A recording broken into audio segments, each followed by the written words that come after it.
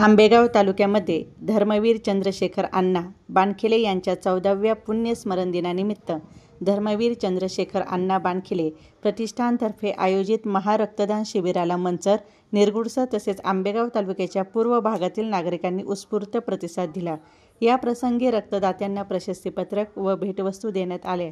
या प्रसंगी आमचे प्रतिनिधी डॉक्टर अतुल सावे यांनी घेतलेला काही क्षणचित्र पाहूयात।